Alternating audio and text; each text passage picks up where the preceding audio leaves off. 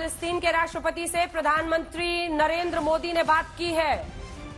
ये बड़ी खबर है। इस खबर के बहुत दूरगामी मायने हैं। उस मायने को अगर आप समझें तो देखिए, आप लोग जो लगातार आरोप लगा रहे हैं, फिलिस्तीन के राष्ट्रपति से प्रधानमंत्री मोदी ने बातचीत की है। ये बड़ी खबर इस वक्त की है। और अगर पैलेस्टीनियन प्रेसिडेंट से पीएम बातचीत कर रहे हैं तो ये साफ संकेत है कि जिस तरह की परिस्थितियां पैलेस्टीन में बन रही हैं, फिलिस्तीन में बन रही हैं, उसको लेकर पीएम चिंतित हैं। और इसीलिए महमूद अब्बास से, फिलिस्तीन के राष्ट्रपति से प्रधानमंत्री नरेंद्र मोदी ने बातचीत की है। ये बड़ी खबर इस वक्त की है। आप लोग, मैम, एक विद्या जी, एक काउंटर पॉइंट है मेरा, आप लोग फर्क क्यों नहीं कर पा रहे हैं?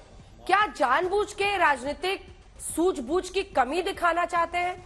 जो गाजा के हॉस्पिटल में लोग मरे थे, उस पर प्रधानमंत्री ने फिलिस्तीन के राष्ट्रपति से बातचीत करके दुख जताया है। पीएम ने ट्वीट करके भी दुख जताया है। भारतीय विदेश मंत्रालय ने साफ कहा है कि हम उस मांग के साथ हैं जहां पर फिलिस्तीन की मांग हो रही है, उनके अपने जमीन की बात हो रही है, अपने देश की मांग की बात हो रही है, हम उसमें फिलिस्तीन के साथ हैं। आप लोग अटल बिहारी वाजपेयी का बार बार नाम लेती हैं। क्या अटल बिहारी वाजपेयी ने हमास के लिए कुछ बोला था? क्या बात कर रहे हैं आप लोग? हमास के आतंकी संगठन के खिलाफ आप लोगों की जुबान क्यों नहीं खुलती है? मैं तो ये पूछना चाहती हूँ आपसे सीधा। 7 अक्टूबर की निंदा शरद पवार या आप क्यों नहीं करते हैं? हमारे ऊपर इस तरह का इल्जाम नहीं लगा सकते हैं। आप हमारे ऊपर इस तरह का इल्जाम नहीं लगा सकते हैं। आतंकवाद हमास का हो चाहे किसी का भी हो, हम हमेशा आतंकवाद के खिलाफ रहते हैं। भाजपा ये जताने की कोशिश कर रहे हैं कि हम शांतता चाहते हैं, हम ये चाहते हैं, वो चाहते हैं। भारत में हमारे देश में भाजपा का असली रूप क्या है वो सबको मालूम है।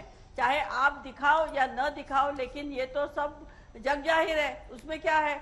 और ये बार बार हम विरोधी पक्षों को आप इस तरह से पूछेंगे तो ये गलत बात है। बिल्कुल नहीं, लोग ये चाहते हैं कि चाहे मिस चौहान हो चाहे पैलेस्टाइन, मिस चौहान, मैंने गौरव भाटिया से भी पूछा उनकी सरकार का स्टैंड। एक सेकंड, आवाज नीचे कीजिए। मिस चौहान, आप मेरी बात सुनिए। मैंने गौरव भाटिया से भी पूछा उनका स्टैंड, और आपका जो स्टैंड है उस पर आपसे भी सवाल पूछूंगी। अगर जानकारी का अभाव होगा तो आपको भी दूंगी, क्योंकि भारतीय विदेश मंत्रालय ने 12 अक्टूबर, 7 अक्टूबर को हमला हुआ था, उसके बाद 12 अक्टूबर को बाकायदा बयान दिया है। India believes in its long standing support for the establishment of a sovereign, independent and viable state of Palestine. फिलिस्तीन, आजाद फिलिस्तीन की अब इससे ज्यादा क्या कहा जा सकता है? ये भारतीय विदेश मंत्रालय ने बोला है मैम, मैं तो वर्बाटिम कोट करके आपको बता रही हूँ। तो और पीएम ने फिलिस्तीन के राष्ट्रपति से भी बात की है। नया स्टैंड कहाँ है? जी बोलिए। देखिए, हमारे देश की पहले से ये नीति रही है। हाँ। ये आज कुछ नया स्टैंड नहीं लिया है, लेना ही चाहिए। हाँ। समझ गए ना? जो ये लिया है वो लेना ही चाहिए था स्टैंड। ये कोई गलत, ये कोई नया स्टेटमेंट नहीं है। यही स्टैंड होना चाहिए, लेकिन वो पहले होना चाहिए था, वो नहीं हुआ। आज हुआ है, जब एक अस्पताल के ऊपर हमला हुआ है, उसके बाद हमारे मोदी जी ने ये बयान दिया है। वो पहले ही आना चाहिए था। फिर गलत समझ रहे हैं आप, फिर गलत समझ रही हैं। इसीलिए मैं आपको बार बार बता रही हूँ मैम। देखिए, अस्पताल में कब अटैक हुआ है? 17 अक्टूबर। मैं कोई गलत नहीं समझ रही हूँ, मैं बहुत सही समझ रही हूँ। मैं आपको फैक्ट्स बता रही हूँ ना। विद्या जी सुनिए ना, विद्या जी, अगर गलत हो फैक्ट्स तो आप मुझे टोक दीजिएगा फैक्ट्स बता के। 17 अक्टूबर को ये हमला हुआ है हॉस्पिटल पे। ये विदेश मंत्रालय का बयान 12 अक्टूबर का है। ये हॉस्पिटल पर हमले के बाद नहीं है। हॉस्पिटल पर हमले के बाद पीएम ने जरूर राष्ट्रपति से बात की है, महमूद अब्बास से, और वो पूछ रहे हैं कि क्या वहां पर जो लोग मारे गए हैं उनका हाल है। गौरव जी, एक छोटा सा, क्योंकि अब मैं अन्य मेहमानों के पास जाना चाहती हूँ। गौरव जी, छोटा सा जवाब उनकी बातों का। वो कह रही है कि शुरुआती में ही आप लोगों ने पैलेस्टीन के लोगों के साथ खुल के समर्थन नहीं दिखाया जब अटैक शुरू हुए। हाँ, देखिए, उसका उत्तर तो आप भी दे चुकी है, मैंने भी बताया है। आज भी विदेश मंत्रालय का बयान क्या आया है, भारत का जो स्टैंड है वो स्पष्ट है। लेकिन हो क्या रहा है, आतंक की चिंता गुल है और तुष्टीकरण की राजनीति फुल है। इन लोगों को तुष्टीकरण की राजनीति करनी है, वरना शरद पवार जी 18-19 तारीख को क्यों ये बात उठाते हैं? और वो जानते हैं कि भारत का स्टैंड तो यही है कि हम कहते हैं कि फिलिस्तीन को पूरा दर्जा राष्ट्र का मिला है और मिलना चाहिए, स्वतंत्र और संप्रभु तरह वाला देश होना चाहिए। अब इस बात पे क्यों शरद पवार ने बोला? दूसरी बात, शरद पवार जी सांसद हैं, संविधान की शपथ लेते हैं। मेरे हाथ में संविधान है अंजना जी, संविधान में शेड्यूल 7 है और इसमें लिस्ट 1 है।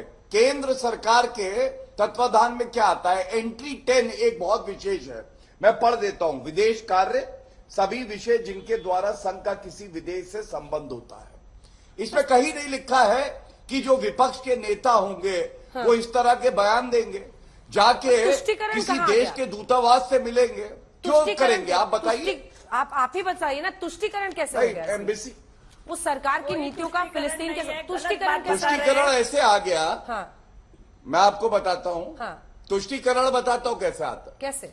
जब महिलाओं के साथ बलात्कार होता है, बच्चों के सर काटे जाते हैं और अल्लाह अकबर के नारे लग रहे होते हैं, तो वो आतंकवादी गलत ही सही इस्लाम का पालन करते हैं। वो कहते हैं इस्लाम हमारा धर्म है। वो गलत कर रहे हैं, ये बात ठीक है, लेकिन इस्लाम धर्म है। इन लोगों को ये दिखाई देता है अल्लाह अकबर के नारे लग रहे हैं। अगर उसकी आलोचना कर देंगे तो इनके वोट कम हो जाएंगे। मणिपुर में जो ये हुआ भूल था, जाते क्यों हैं खामोश भारत थे? का अभी तक मुसलमान मोदी जो जी है नहीं गए वो शांति मणिपुर। प्रिय है, वो अपने देश से प्यार करता है। ठीक है, विद्या जी कुछ बोल रही बीच हैं, में बोलिए। मत बोलिए, बीच में मत बोलिए। ठीक है, मैं आपके बीच में बोला नहीं था मैडम। गौरव जी आपकी बात पूरी हो गई ना। भाषा का इस्तेमाल, लेकिन आप लोग अभद्र भी इतने गंभीर जंग में, जहां हाँ, तो इजराइल वर्सेस हमास संगठन, आतंकी संगठन हमास की जंग हो रही है, इसको भी मुस्लिम बैशिंग के लिए एक मौका नहीं समझना चाहिए ना? ये भी एक बड़ी बात है गौरव जी। नहीं, ओवैसी जी क्या कर रहे थे मैं पूछ रहा हूं, अंजना जी बताइए। अच्छा, CWC रेजोल्यूशन में हमास की निंदा क्यों नहीं हुई, आप बताइए। तीसरी बात, शरद पवार जी क्यों कूद पड़े, बताइए।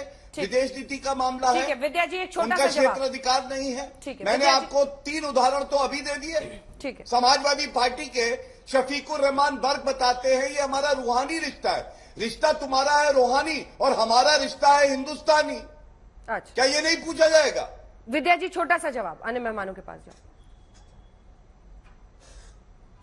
जी देखिए, ये बहुत बड़ी बड़ी बातें करते हैं, लेकिन मणिपुर में जब हुआ, मोदी जी आज तक मणिपुर में क्यों नहीं गए? क्यों जाना नहीं चाहते हैं? क्यों डरते हैं जाने के लिए? एक सीधा सवाल है, आज तक मोदी जी मणिपुर क्यों नहीं गए? इजराइल के बारे में बोल रहे हैं, पैलेस्टाइन के बारे में बोल रहे हैं, हमास के बारे में बोल रहे हैं, लेकिन हमारे देश में मणिपुर में इतनी महिलाओं के साथ दरिंदगी हुई, इतनी गंदी तरह से उनके साथ लोग पेश आए, लेकिन आज तक हमारे प्राइम मिनिस्टर ठीक है, मणिपुर क्यों नहीं गए? सिर्फ इस पर स्पेसिफिक जवाब गौरव जी। बिल्कुल। पहली बात, कब जाने वाले हैं? जब संसद के पटल पर बोले तो कांग्रेस पार्टी भाग कर दिया। दूसरा, अमित शाह जी स्वयं मणिपुर गए। तीसरा, मिनिस्टर ऑफ स्टेट होम वहां पे 20 दिन खुद रहे थे। अरे, समस्या का समाधान निकालने के लिए वो प्रधानमंत्री जी वहां गए, ये जरूरी नहीं है। ये जरूरी है कि मणिपुर में जो ठोस कदम उठाने थे वो उठाए जा रहे हैं, और इसलिए मणिपुर की जब बात आप करते हैं और तुलना करने लगते हैं जो वहां फिलिस्तीन में हो रहा है, तो खुद दुख होता है कि आप लोगों के पास चर्चा के लिए कोई ठोस आधार नहीं। ठीक है।